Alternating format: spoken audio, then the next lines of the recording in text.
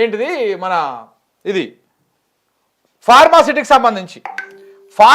సంబంధించి అక్కడ ఒక 14,000 ఎకరాల భూమిని అప్పుడు కేసీఆర్ గవర్నమెంట్ ఏం చేసిందంటే ఈ ఫార్మాసిటీ కోసము ఒక 14,000 ఎకరాల భూమిని సేకరించారు. దీన్ని సేకరించినప్పుడు గ్రీన్ ఫార్మాసిటీ అక్కడ కడతామని చెప్పేసి సేకరిస్తే ఆ భూముల దగ్గరికి పోయి ఆ రైతుల దగ్గరికి పోయి ఇదే కాంగ్రెస్ వాళ్ళు, ఇదే ఇబ్రహీంపట్నం ఇప్పుడు ఎమ్మెల్యేగా ఉన్నటువంటి మల్రెడ్డి రంగారెడ్డి, సీతక్క, బట్టి విక్రమార్క, దుద్దిల శ్రీధర్ బాబు, అప్పుడు కాంగ్రెస్ పార్టీలో ఉన్నటువంటి తిన్మారు మల్లన్న, ఇప్పుడు అలానే ఉన్నాను అనుకో, వీళ్ళందరూ కలిసి అక్కడికి పోయి ఏమని ప్రచారం చేసిర్రు? మీ భూములు మీకు ఇప్పిస్తాం, ఏది ఈ 14,000 ఎకరాల భూములు ఉన్నాయి కదా, మీ భూములు మీకు ఇప్పిస్తాం, మీరు మాకు ఓటేయండి, 100% మీ భూములు మీకు ఇప్పిస్తాం, ప్రభుత్వం గుంజుకుంది కదా, ఇప్పుడు మీ భూములు మీకు ఇప్పిస్తాం, కాంగ్రెస్ పార్టీకి ఓటేసిన వెంటనే మీ భూములు మీకు వచ్చేస్తాయి అని చెప్పేసి ప్రచారం చేశారు. ఇక పాపం భూమి పోయినటువంటి రైతు ఊరుకుంటాడా? ఇప్పుడు ఆ భూమి తీసుకొని ప్రభుత్వం ఏమి ఇస్తుంది? ఇస్తే మహా అయితే 8 లక్షలు 10 లక్షలు ఇస్తుంది, కానీ అక్కడ కోట్ల రూపాయల వాల్యూ ఉంటుంది. ఇక ఈ భూములు పోయినటువంటి రైతులు మొత్తము గంపగుత్తగా మల్రెడ్డి రంగారెడ్డికి కాంగ్రెస్ పార్టీకి గుద్ది పడేసారు. మరి వాళ్ళ నమ్మకాన్ని ఒమ్ము చేయకుండా వాళ్ళకి నిలబెట్టుకోవాలి కదా. మరి ఈ 18,000 ఎకరాలు, ఈ 14,000 ఎకరాలు ఏవైతే సేకరించిందో గత ప్రభుత్వము, ఆ భూములని మొత్తము ఫార్మర్స్కి, రైతులకు మొత్తం తిరిగి ఇచ్చేసేయాలి కదా. ఇయ్యకపోగా ఇంత సేకరించిన భూమి ఇవ్వడానికి రేవంత్ రెడ్డి గారి అన్నదమ్ములకు, వాళ్ళ కుటుంబానికి మనసు రాలే, ఈ ప్రభుత్వానికి కూడా మనసు రాలే. అందుకే ఏం చేస్తూ ఉన్నారు? ఈ 14,000 ఎకరాల భూమిని ఏదైతే ఫార్మాసిటీ కోసం కేటాయించారో ఆ ఫార్మాసిటీని పక్కన పెట్టేసి ఇగో దీనిలో 4th సిటీ కడతా, లేకపోతే ఏఐ సిటీ కడతా, ఏవో అంటున్నాడు, future city, AI city, 4th city, రకరకాల ఇట్లా కడతా అని అంటున్నాడు. ఈ 14,000 ఎకరాలే కాదు, ఇంకా మనం నమ్మినాడ వస్తే పుచ్చిబుర్రలు వచ్చిందని అదేదో సామెత చెప్తా ఉంటారు కదా, బాగా ఈ రాజకీయ నాయకులు చెప్తా ఉంటాడు. మొదటి మొగడు కొడుతున్నాడు అని రెండో అనుకోతే వాడు సాగు కొట్టిండంట, ఈడన్నా తాగి వచ్చి కొడుతుండే వాడేమో రోజు అదే పని పెట్టిండంట. సో అట్లా ఈ 14,000 ఎకరాలు రాకుండా పోయినాయి. ఇప్పుడు ఇంకొక 14,000 ఎకరాలు కాదు, ఇంకొక 16,000 ఎకరాల భూమిని సేకరిస్తేందుకు ఈ ప్రభుత్వము దేనికోసం? ఏఐ సిటీ కోసం, 4th సిటీ కోసం. అంటే ఇప్పుడు ఈ రైతులే కాదు, ఇంకొక అంతకంటే ఎక్కువ మంది రైతుల దగ్గర భూములు గుంజుకోవడానికి మళ్ళా ప్రయత్నాలు మొదలుపెట్టారు.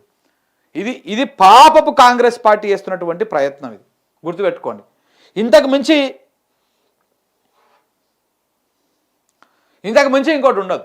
ఎంత దుర్మార్గమైనటువంటి రీతిలో వీళ్ళు చేస్తూ ఉన్నారో, నమ్మించి ఎట్లా మోసం చేస్తూ ఉన్నారో ఇది కళ్ళకు కట్టినట్టుగా కనపడతా ఉన్నది. మళ్ళీ ఇదే 14,000 ఎకరాలకు సంబంధించి కోర్టుకు పోయి రైతులు, ఈ ఫార్మర్స్ అందరు కూడా కోర్టుకు పోతే, కోర్టుకు ఏం చెప్పింది తెలుసా?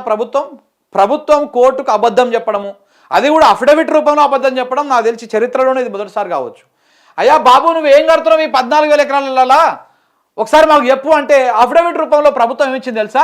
మేము ఇక్కడ ఫార్మాసిటీ కడుతున్నాం, దేనికోసం భూమి సేకరించారో అదే కడుతున్నాం అని చెప్పారు. కానీ బయట ఏం చెప్తున్నారు? మళ్ళీ బహిరంగ వేదికల మీద లేకపోతే దీని మీద ఏం చెప్తా ఉన్నారు? మేము అక్కడ ఫ్యూచర్ సిటీ కడుతున్నాం, ఇంకొక 16,000 ఎకరాల భూములను మేము సేకరిస్తున్నాం, అందులో ఫారెస్ట్ భూమిని తీసుకుంటున్నాం, మీరు కూడా సహకరించాలి, మీరు ఒక 15,000 ఎకరాల భూమిని ఇవ్వాలి అని చెప్పేసి ప్రయత్నం చేస్తాం. అంటే ఏ రకంగా ఎట్లా ఓడ దాటినాక ఓడమల్లన్న, ఓడ దాటేసిన తర్వాత బోడమల్లన్న, ఇది కాంగ్రెస్ పార్టీ తరీకా.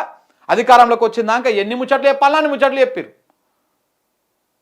ఇన్ని రకాలుగా చెప్పి మోసం చేసి ఇప్పుడు అధికారంలోకి వచ్చిన తర్వాత ఇప్పుడు ఆ తీసుకున్న రైతులకు ఇచ్చడం, ఈ భూములు తిరిగి ఇవ్వడం కాకుండా మళ్ళీ కొత్తగా ఇంకా ఒక 16,000 ఎకరాల భూములని సేకరిస్తేందుకు ప్రయత్నాలు చేస్తారు. అదే విషయాన్ని వీరు ఇక్కడ ప్రస్తావించడం జరిగింది.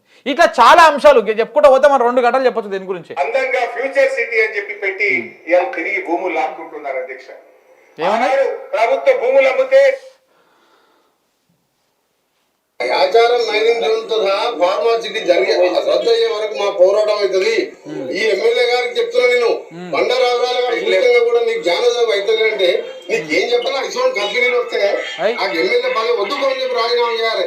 పిచ్చకుండా ఎమ్మెల్యే పదవి లెక్కనా ఇవాళ మన ఆచారంలో మైనింగ్ కంపెనీ, ఈడ ఫార్మాసిటీ అంటే ఏం చేద్దాం అనుకుంటున్నాం? జనాలు గ్రామాలు లేని దగ్గర పెట్టాలి. ఇవాళ కోలేపల్లి దగ్గర పెట్టింది, చుట్టుపక్కల జడ్చర్ల, కోలేపల్లి, రంగారెడ్డి కూడా అన్ని ఇట్లా ఏది పడితే అది మాట్లాడేటప్పుడు సీతక్క కూడా అక్కడ పోయి మాట్లాడొచ్చింది. చూపిస్తుంది అది కూడా. అమ్మో, సీతక్క రీల్స్ ఉంటాయి, మామూలుగా ఉండవు, నటనం స్టార్. ఇక అది ఇస్తాడా? అది ఒక ఫార్మాసిటీకి 400 ఎకరాలు ఉన్నది. పెద్ద భూమి తీసుకున్నాడు, ఫార్మర్లు కట్టుకున్నాడు. అది ఇస్తాడా? అది ఒక ఫార్మాసిటీకి 400 ఎకరాలు ఉన్నది.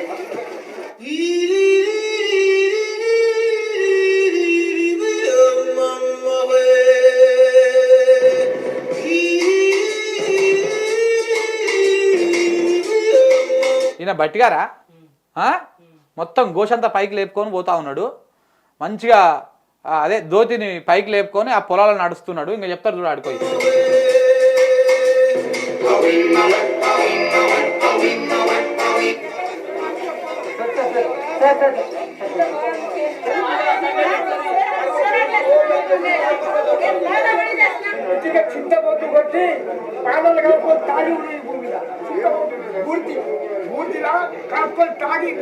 దొంగలు తాత వీళ్ళంతా అందరూ అంతే, అందరు రాజకీయ పార్టీలు అనికే వచ్చినాయి. దొంగలు అప్పటిదాకా ఓ కథ ఉంటుంది, ఇప్పుడు ఓ కథ ఉంటుంది. సో కాబట్టి అలా ఏం చెప్పారు, ఎన్ని ముచ్చట్లు చెప్పారు, పోయి ఇట్లా పోయి ఏమంటారు పగటేశకాల లెక్క, రాజకీయ బిచ్చగాల లెక్క పోయి ఆ రోజు అందరు రైతుల దగ్గరికి పోయి ఈ భూమి తీసుకుంటాడా కేసీఆర్ ఫామ్ హౌస్ ఇస్తాడా అని చెప్పేసి మాట్లాడింది సీతక్క. అయిపోయిన తర్వాత ఏమైంది, ప్లేట్ ఫిరాయించారు, ప్రజలందరూ మీకు ఓట్లు వేసారు, గెలిచినాక మరి నువ్వు ఇవ్వాలి కదా. మరి ఇప్పుడు వాళ్ళకి ఇచ్చుడు పోని, ఇలా కిచ్చుడు దేవుడు ఇవ్వకపోయినా ఏదో అటు అవుతుండే. ఇప్పుడు ఏమైంది, వీళ్ళతో పాటు ఇంకొక 16,000 ఎకరాల భూమి సేకరిస్తేందుకు ఇంకొక కొంతమందిని కూడా ఇందులోకి ముంచుతందుకు రెడీ చేశారు. ఇది కాంగ్రెస్ పార్టీ మోసానికే మోసం అన్నమాట. ఇది ఈ రకంగా ఉంటుంది వీళ్ళది.